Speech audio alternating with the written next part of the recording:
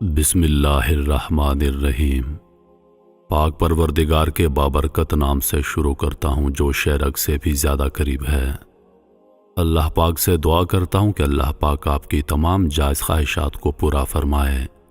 اللہ پاک میری، آپ کی اور تمام امت مسلمہ کی تمام پریشانیوں کو دور کرے، آمین۔ حضور نبی کریم صلی اللہ علیہ وآلہ وسلم پیر کے دن پیدا ہوئے، پیر کے دن مکہ مکرمہ سے ہجرت کی، پیر کے دن مدینہ منورہ تشریف لائے اور وصال بھی 12 ربیع الاول پیر کے دن ہی فرمایا۔ آپ کی مدت مرض 12 دن تھی اور آپ کا بخار درد سر کے سبب تھا۔ جب حضور نبی کریم صلی اللہ علیہ وآلہ وسلم پر یہ سورہ مبارکہ نازل ہوئی تو آپ صلی اللہ علیہ وآلہ وسلم نے ارشاد فرمایا، مجھے میرے انتقال کی خبر دے دی گئی ہے۔ اس کے بعد آپ صلی اللہ علیہ وآلہ وسلم ام المومنین حضرت عائشہ صدیقہ رضی اللہ عنہا کے گھر اس حال میں تشریف لائے کہ آپ کو سخت بخار تھا۔ حضرت بلال حبشی رضی اللہ عنہ فرماتے ہیں، جب میں صبح کو بیدار ہو کر آپ صلی اللہ علیہ وآلہ وسلم کے حجرہ کے پاس حاضر ہوا تو عرض کیا، یا رسول اللہ صلی اللہ علیہ وآلہ وسلم، تو آپ نے حضرت فاطمہ رضی اللہ عنہا کو ارشاد فرمایا، اے فاطمہ بلال سے کہہ دو کہ ابو بکر کو سلام کہو اور کہو کہ لوگوں کو نماز پڑھائیں۔ حضرت بلال رضی اللہ عنہ فرماتے ہیں، میں روتا ہوا واپس پلٹا، میں مدینے کی گلیوں میں گھومتا جاتا اور کہتا جاتا، آہ میرے سردار، آہ میرے جلیل القدر نبی، کاش بلال کو اس کی ماں نہ جانتی۔ اس کے بعد حضرت بلال مسجد میں آئے تو مسجد لوگوں سے کھچا کھچ بھری ہوئی تھی۔ حضرت بلال رضی اللہ عنہ نے حضرت ابو بکر صدیق رضی اللہ عنہ سے ملاقات کی اور حضور کا سلام و پیغام پہنچایا۔ اس کے بعد حضرت بلال رضی اللہ عنہ نے صدا لگا کر نماز کے لیے اقامت کہی۔ جب اللہ اکبر کہا تو مسلمان سب رونے لگ گئے۔ حضرت بلال رضی اللہ عنہ پر رکعت طاری ہو گئی، وہ رونے لگے اور روتے روتے اقامت کہی۔ اس کے بعد حضرت ابو بکر صدیق رضی اللہ عنہ آگے بڑھے اور لوگوں کو امامت کرائی۔ جب آپ رضی اللہ عنہ نے بسم اللہ شریف پڑھ کر سورہ فاتحہ کی تلاوت شروع کی تو آپ رضی اللہ عنہ کی نظر اس جگہ پر پڑی جہاں سرکار دو عالم صلی اللہ علیہ وآلہ وسلم تشریف فرمایا کرتے تھے، تو رونے سے آپ کی ہچکی بند گئی اور سب لوگ رونے لگے۔ جب حضور نبی کریم صلی اللہ علیہ وآلہ وسلم نے لوگوں کا رونا دھونا سنا تو حضرت فاطمہ رضی اللہ عنہا سے دریافت فرمایا، یہ مسجد میں آہو بکا رونے کی آواز کیسی ہے؟ انہوں نے عرض کی، لوگوں نے آپ کو نماز میں نہ پایا اس لیے رو رہے ہیں۔ آپ نے اپنا سر اقدس اٹھایا اور دعا کی، یا اللہ، بخار پر مامور فرشتے کو حکم دے کہ تیرے نبی کی سختی تھوڑی سی کم کر دے تاکہ میں جا کر لوگوں کو نماز پڑھا لوں اور دنیا چھوڑنے سے پہلے اپنے صحابہ کو الوداع کہہ لوں۔ اس کے بعد حضور نبی کریم صلی اللہ علیہ وآلہ وسلم نے وضو فرمایا اور حضرت سیدنا فضل بن عباس رضی اللہ عنہ، حضرت اسامہ بن زید رضی اللہ عنہ اور حضرت علی المرتضیٰ رضی اللہ عنہ کا سہارا لے کر گھر سے باہر تشریف لائے۔ جب مسلمانوں نے حضور نبی کریم صلی اللہ علیہ وآلہ وسلم کے انوار مسجد میں داخل ہوتے دیکھے تو آپ کی آمد محسوس کی تو صف در صف جدا ہوتے جاتے اور آپ صلی اللہ علیہ وآلہ وسلم ان کے درمیان سے گزرتے جاتے حتیٰ کہ آپ محراب اقدس کے پاس پہنچ گئے۔ حضرت ابو بکر صدیق رضی اللہ عنہ کے برابر کھڑے ہو کر لوگوں کو نماز پڑھائی۔ اس کے بعد حضور نبی کریم صلی اللہ علیہ وآلہ وسلم نے منبر اقدس پر جلوہ افروز ہوئے اور ارشاد فرمایا، اللہ کی حمد و ثنا کی اور الوداع کہنے والے کی طرح چہرہ اقدس لوگوں کی طرف متوجہ کیا اور فرمایا، اے لوگو، کیا میں نے تم کو رسالت نہ پہنچا دی اور نصیحت و امانت ادا نہ کر دی؟ لوگوں نے عرض کی، کیوں نہیں یا رسول اللہ صلی اللہ علیہ وآلہ وسلم، بے شک آپ نے رسالت پہنچا دی اور امانت ادا کر دی اور امت کی خیر خواہی کی اور اللہ کی عبادت کی یہاں تک کہ آپ کا آخری وقت آ گیا۔ اللہ ہماری طرف سے آپ کو ہر نبی کی جزا سے افضل جزا دے جو اس نے ہر نبی کو اس کی امت کی طرف سے عطا کی۔ پھر آپ صلی اللہ علیہ وآلہ وسلم منبر شریف سے اترے اور صحابہ کرام رضوان اللہ علیہ اجمعین کو الوداع کہا، ان سے ہاتھ ملایا۔ تمام صحابہ کرام رو رہے تھے۔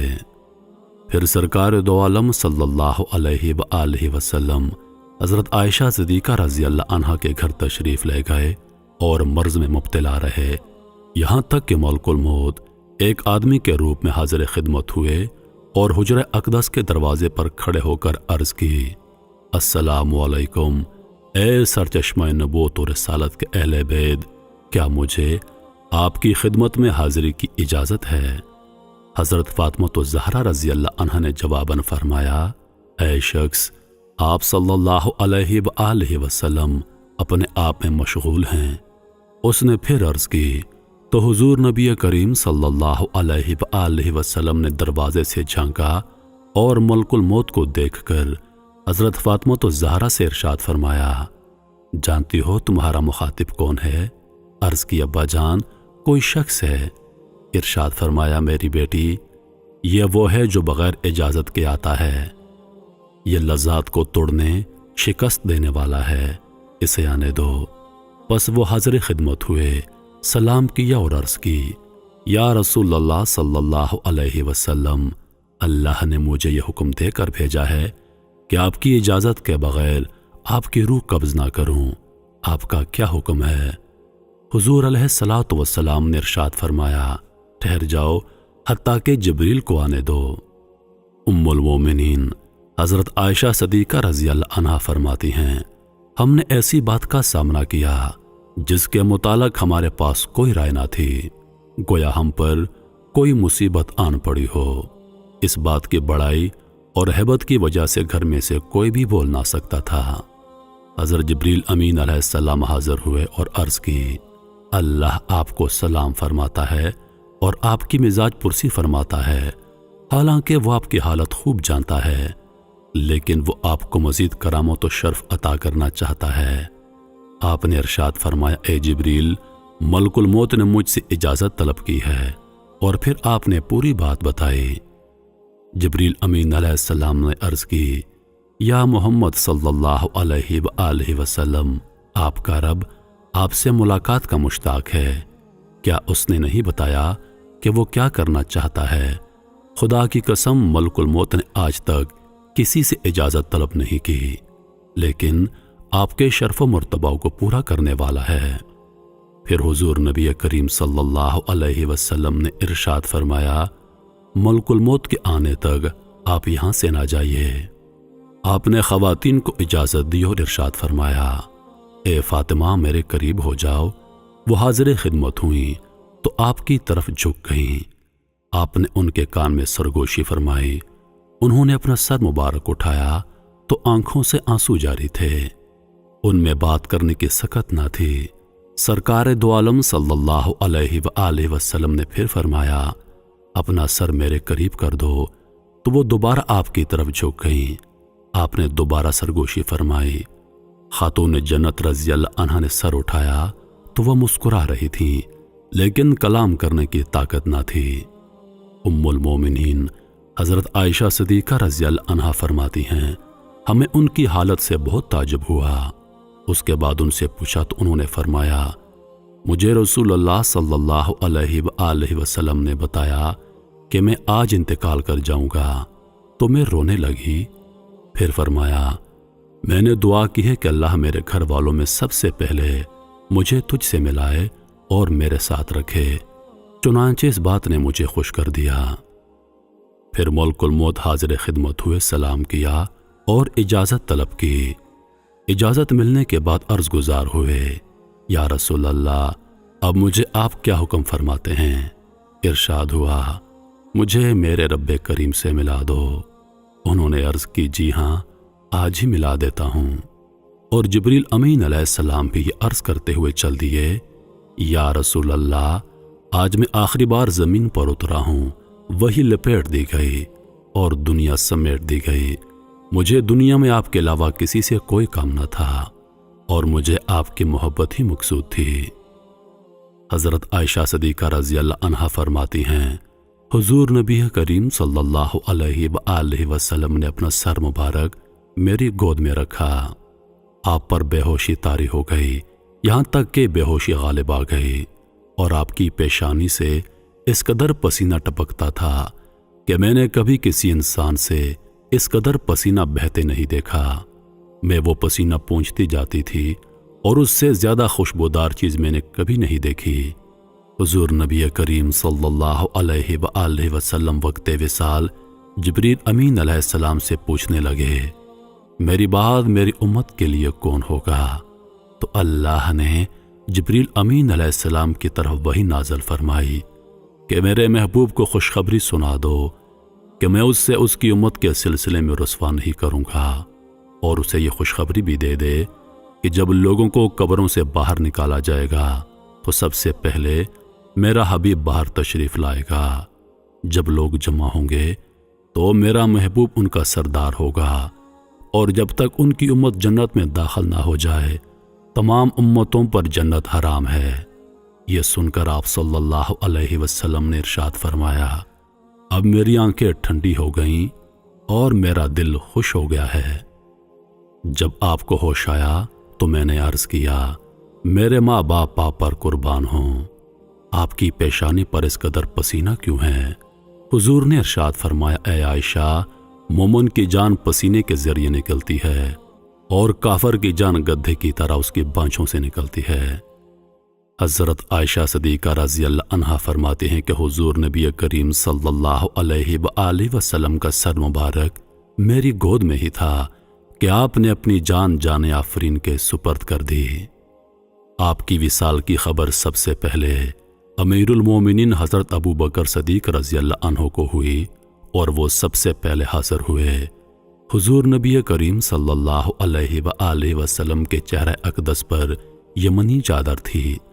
آپ نے چہرے مبارک سے چادر ہٹائی، بوسہ لیا اور روتے روتے عرض کی، یا رسول اللہ صلی اللہ علیہ وآلہ وسلم، میرے ماں باپ آپ پر قربان، آپ نے پاکیزہ زندگی گزاری اور پاکیزہ وصال فرمایا۔ جو موت اللہ نے آپ کے لیے لکھ دی تھی وہ آپ نے پا لی۔ اسلام کے لیے خیرخواہی پر اللہ آپ کو بہترین جزا عطا فرمائے۔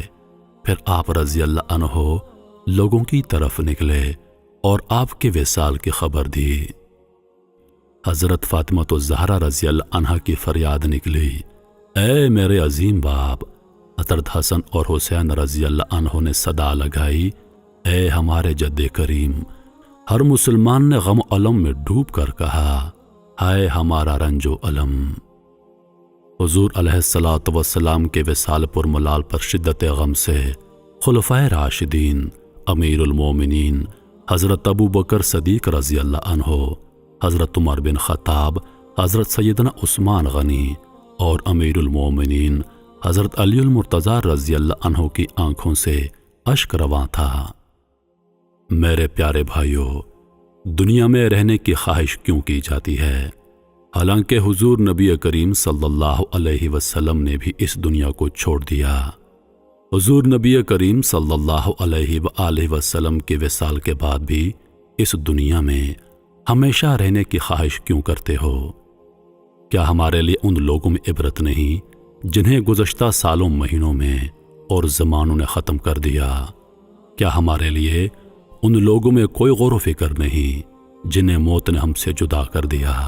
ان میں سے کوئی بوڑھا تھا، کوئی ادھیڑ عمر، تو کوئی نوجوان تھا، کوئی بچہ، جبکہ کوئی تو پیدا ہوتے ہی راہ آخرت پر چل پڑا۔ کیا ہم نے ان سے عبرت نہ پکڑی جن کو ہم نے قبروں میں دفن کیا، جیسے دوست، احباب، بھائی اور ہمسائے وغیرہ؟ تو کب تک ہم دنیا کی تعلقات کی طرف متوجہ رہیں گے؟ میرے محترم عزیز دوستو، موت کی سختیاں بہت شدید ہیں۔ اللہ پاک مجھے، آپ کو اور تمام امت مسلمہ کو موت کی سختیوں سے اپنی پناہ میں رکھے اور مرتے وقت ہمیں کلمہ طیبہ نصیب فرمائے، آمین یا رب العالمین۔